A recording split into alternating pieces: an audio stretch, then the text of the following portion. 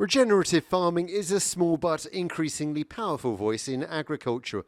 And today, at the home of the Bath West Society, that's the oldest agricultural society in the UK, hundreds of people attended to hear more. So what actually is regenerative agriculture?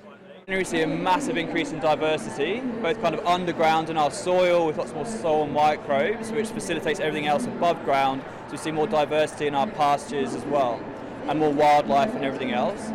And that brings in a resilience to weather events and like drought, heavy rain, just by increasing our soil health and our natural capital. Yes, it's all about nature, the birds and the bees on our land. Lucy Noad and her husband farm in West Wiltshire. They were a traditional style beef and dairy business until a crisis of conscience 18 months ago. We literally chucked everything we had at it over the last year. We've made loads of mistakes, loads of stuff that hasn't worked. But now I feel really passionate about going out and sharing our story with other farmers, but also with the public, because farming in this country is incredible. We have so many positive stories to tell about how we're farming, and if we're not out there willing to show people what we do, then they won't know.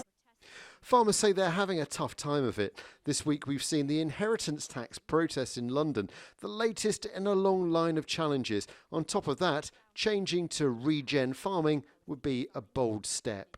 We're asking farmers to transition an entire way of working and an entire business model, and sometimes the commercial model as well, financial model as well. So that can feel like a risk for farmers, particularly in a context of climate change, weather impacts, changing policy environment, cost of living crisis and recent budgetary announcements. That can feel like a very difficult move for farmers. So I'm working with banks at the moment, all of our major banks, to work out what we can collectively do to support farmers through that transition, and some of that is about having the backs of farmers through that process. Here they were preaching to the converted, but the regen farming message is getting out there. Robert Murphy, ITV News.